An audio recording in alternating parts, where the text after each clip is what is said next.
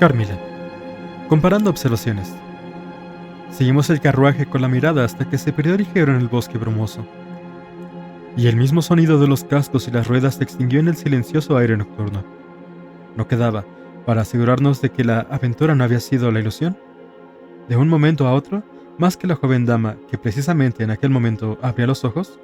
Yo no pude verlo, porque tenía el rostro apartado de mí, pero levantó la cabeza mirando evidentemente a su alrededor. Y oí una voz muy dulce preguntar quejumbrosamente: ¿Dónde está mamá? Nuestra buena madre, Madame Pedron, le respondió con ternura, y añadió algunas afirmaciones confortadoras. Luego la oí preguntar: ¿Dónde estoy? ¿Cuál es este sitio? Y después dijo: No veo el carruaje.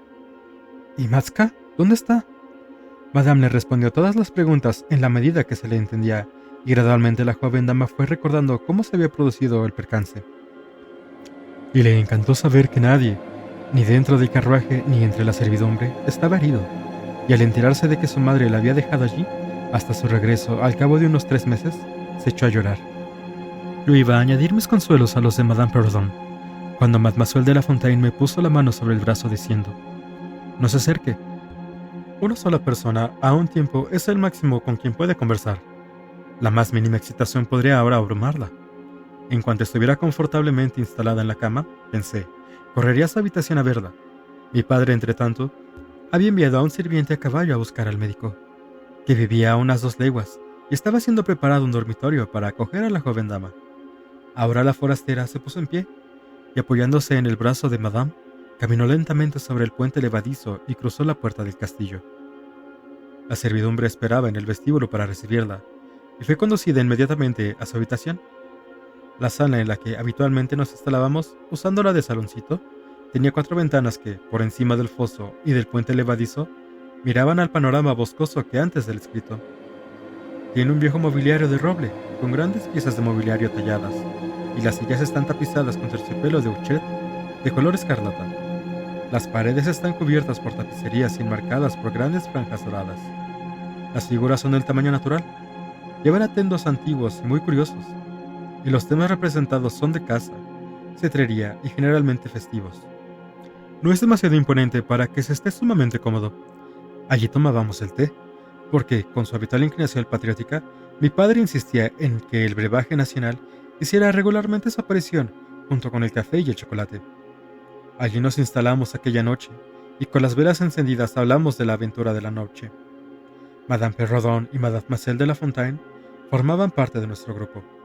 La joven forastera no había acabado de caer en la cama cuando se quedó sumida en un profundo sueño, y aquellas damas la habían dejado al cuidado de una criada.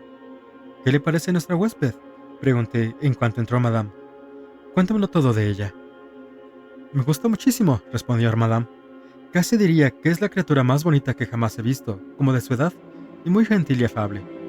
Es increíblemente hermosa, indicó Mademoiselle, que se había asomado un momento de la habitación de la forastera. ¡Qué voz tan dulce!, añadió Madame Perdon. ¿No observaron a una mujer dentro del carruaje cuando volvió a ponerse en marcha?, inquirió Mademoiselle, que no había salido y que tan solo miraba por la ventana.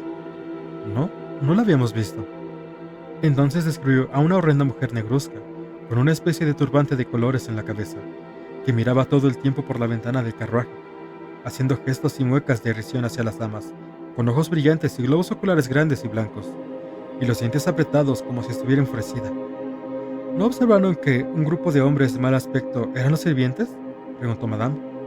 Sí, dijo mi padre, que acababa de entrar. Unos tipos tan feos y de aspecto tan vil como no había visto en mi vida. Espero que no roben a la pobre dama en el bosque. Son tipos listos. Sin embargo, lo pusieron todo en orden en un minuto. Yo diría que están cansados por exceso de trayecto, dijo Madame. Además de tener un aire maligno, sus caras estaban delgadas y sombrías. Hoscas. Son muy curiosas, lo confieso, pero diría que la joven dama no los contará todo a la mañana. Si se ha recobrado lo suficiente, claro. No creo que lo haga, dijo mi padre, con una misteriosa sonrisa y un pequeño signo de cabeza, como si supiera más de lo que deseaba decirnos. Esto me produjo todavía más curiosidad acerca de lo que había ocurrido entre él y la dama de terciopelo negro, en la breve pero intensa entrevista que había precedido la inmediata partida de la dama. Apenas estuvimos solos, le supliqué que me lo contara todo. Mi padre no necesitaba que le apremiaran demasiado. No hay ninguna razón especial por la que no debería contártelo, me expresó. Su resistencia al molestarnos con el cuidado de su hija, diciendo que era de salud delicada y nerviosa, no sujeta a ninguna clase de ataque. Dijo esto por propia iniciativa, ni a ilusiones, ya que de hecho está perfectamente cuerda. Es realmente curioso decir todo esto, incidí. Era realmente innecesario. De cualquier modo, fue dicho, dijo él. Y puesto que deseas saber todo lo que ocurrió, que, a decir verdad, fue muy poco, voy a contártelo. Dijo entonces, estoy haciendo un largo viaje de importancia vital, subrayó la palabra. Rápido y secreto. Volveré a por mi hija dentro de 3 meses. Entre tanto, ella guardará silencio acerca de quiénes somos, de dónde venimos y por qué viajamos. Eso fue lo que dijo. Hablaba en francés muy puro. Cuando dijo la palabra secreto, se detuvo unos segundos y me miró severamente con sus ojos fijos en los míos. Imagino que le da mucha importancia a eso. ¿Ya visto la prisa que se fue? Espero no haber hecho una auténtica estupidez al asumir la responsabilidad de esa joven dama. En cuanto a mí, estaba encantada y anhelaba verla y hablarle, y esperaba tan solo que el médico me diera permiso para ello. Ustedes, los que viven en ciudades, no pueden tener ni idea de hasta qué punto era un gran acontecimiento la aparición de una nueva amistad en una soledad como la que nos rodeaba. El médico no llegó hasta cerca de la 1, pero me hubiera sido imposible haberme ido a la cama como alcanzar a pie el carruaje en el que la princesa de terciopelo negro se había marchado. Cuando el médico bajó al saloncito, fue para dar un informe muy favorable de su paciente. Estaba en aquel momento despierta, su pulso era absolutamente normal y se encontraba, en apariencia, perfectamente. No había sufrido ninguna herida y la pequeña conmoción nerviosa había desaparecido casi sin dejar huella. Desde luego, no podía causar ningún daño el que yo la viera, si ambas lo deseábamos, y con esta autorización envié de inmediato a alguien a averiguar si me permitía hacerle una visita de unos pocos minutos en su habitación. La criada volvió inmediatamente para comunicar que nada le gustaría más. Pueden estar seguros de que no tardé mucho tiempo en valerme de este permiso. Nuestra visitante estaba en una de las habitaciones más hermosas del Clos. Era quizá un punto excesivamente imponente. Había una sombría obra de tapicería frente al pie de la cama, que representaba a Cleopatra, con el aspid a su pecho, y otras escenas clásicas que se extendían un poco diluidas por las demás paredes. Pero había tallas doradas y ricos y variados coloridos en las demás decoraciones de la habitación, para redimir más que sobradamente la lobreguez de la vieja tapicería. Había velas junto al lecho. Ella estaba incorporada, su bonita figura delgada estaba envuelta en una suave camisón de seda, bordado con flores y forrado con un grueso estofado de seda que su madre había arrojado sobre los pies mientras yacía sobre el suelo. ¿Qué fue lo que, al llegar junto al lecho y habiendo apenas iniciado mi breve saludo, me enmudeció en un instante y me hizo retroceder 1 o 2 pasos ante ella? Voy a contártelo. Vi el mismo rostro que me había visitado nocturnamente en mi infancia, que se mantenía fijo en mi memoria y sobre el que durante tantos años se había cavilado con horror tan a menudo cuando nadie sospechaba en lo que estaba pensando. Era un rostro tan bonito, incluso hermoso, y en el primer momento en el que lo vi, tenía la misma expresión melancólica, pero esa expresión se iluminó casi al instante en una extraña sonrisa fija de identificación. Hubo silencio durante un largo minuto, y finalmente ella habló. Yo no podía. «Es maravilloso», exclamó. «Hace 12 años vi su rostro en un sueño, y me ha obsesionado desde entonces.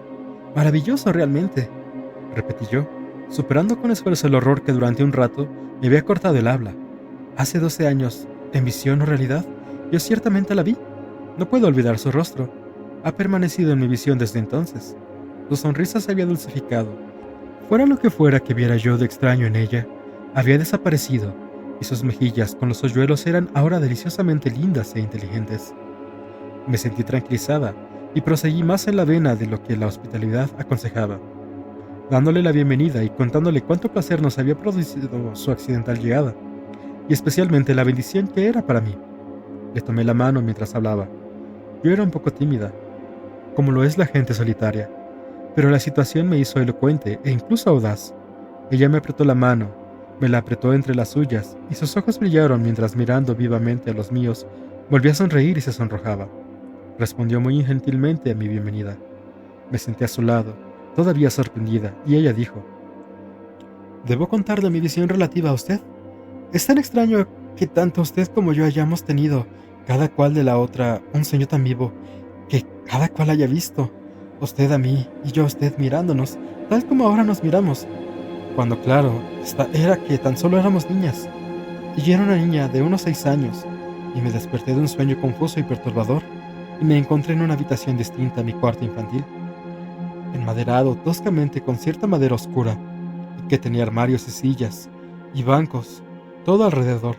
Los lechos, creo, estaban todos vacíos, y en toda la habitación no había nadie aparte de mí, y yo, después de mirar a mi alrededor durante algún rato, y tras admirar especialmente un candelabro de hierro con 2 brazos que indudablemente reconocería ahora, me arrastré debajo de una de las 2 camas para alcanzar la ventana, pero cuando me levanté debajo de la cama, oí gritar a alguien, y levantando la mirada cuando estaba todavía de rodillas, la vi a usted, sin duda alguna, a usted, tal como la veo ahora, una joven hermosa, con cabellos de oro y grandes ojos azules, y unos labios, tus labios, tú tal cual como estás ahora. Tus miradas me fascinaron, me encaramé a la cama y te rodeé con mis brazos, y creo que ambas nos quedamos dormidas. Me despertó un grito. Tú estabas incorporada gritando. Yo me asusté y me deslicé al suelo y me pareció perder el conocimiento durante unos momentos. Y cuando volví en mí, volví a estar en mi cuarto, en casa. Jamás he vuelto a olvidar tu cara. No podría engañarme al parecido. Tú eres la dama que yo vi. Era mi turno de relatar mi correspondiente visión, cosa que hice ante lo que no disimulo asombro de mi nueva amiga. No sé cuál debería asustarse más de la otra, dijo volviendo a sonreír. Si fueras menos bonita, creo que tendría mucho miedo de ti, pero siendo como eres, y siendo tanto tú como yo tan jóvenes, tan solo tengo la sensación de haberte conocido hace 12 años, y tener ya un derecho a tu intimidad. De cualquier modo, me parece como si hubiéramos estado destinadas, desde nuestra primera infancia, a ser amigas. Me pregunto si te sentiste tan extrañamente atraída hacia mí como yo hacia ti. Yo nunca he tenido una amiga. ¿Encontraré ahora una? Suspiró, y sus hermosos ojos oscuros me miraron apasionadamente. Ahora bien, lo cierto es que se sentía una sensación extraña hacia la hermosa forastera. Me sentía, como ella decía, atraída hacia ella, pero había también algo de repulsión en ese sentimiento ambiguo. Sin embargo, la atracción prevalecía inmensamente. Me interesaba y me fascinaba. Era tan hermosa y tan indescriptiblemente atractiva. Me di cuenta de que cierta languidez y cansancio se deslizaban en ella, y me apresuré a desearle las buenas noches. El médico piensa, añadí, que deberías tener a una doncella atendiéndote esta noche. Una de las nuestras está esperando, y verás que es una criatura útil y sosegada. Eres muy amable, pero no podría dormir. Jamás podría con una criada en la habitación. No necesitaré ninguna ayuda, y te voy a confesar mi debilidad. Me atormenta el terror de los ladrones. Nuestra casa fue robada en una ocasión, y 2 sirvientes fueron asesinados, de modo que cierro con llave mi habitación. Se ha convertido en una costumbre, y pareces tan amable que estoy seguro de que me perdonarás. Veo que hay llave en las cerraduras. Me apretó fuertemente entre sus lindos brazos durante unos momentos y me susurró al oído. Buenas noches, querida. Es muy duro separarse de ti, pero buenas noches. Mañana, aunque no temprano, volveré a verte. Se dejó caer sobre la almohada con un suspiro, y sus bonitos ojos me siguieron con una mirada amorosa y melancólica, y volvió a murmurar. Buenas noches, querida amiga. La gente joven siente simpatía e incluso ama por impulso. Yo me sentía halagada por la evidente, aunque todavía inmerecida ternura que sentía por mí. Me gustaba la confianza con que me había acogido de inmediato. Ella estaba decidida a que fuéramos amigas muy íntimas. Llegó el día siguiente y volvimos a vernos. Yo estaba encantada con mi compañera, y lo estaba en muchos sentidos. Su aspecto no perdía nada a la luz del día. Era, indudablemente, la criatura más hermosa que yo hubiera visto jamás. Y el desagradable recuerdo del rostro que me presentó en mi sueño infantil había perdido el efecto de la primera e inesperada identificación. Ella me confesó que había sufrido una impresión similar al verme, y precisamente la misma tenue apatía que se había mezclado con mi admiración por ella. Ahora reíamos juntas de nuestros momentáneos terrores.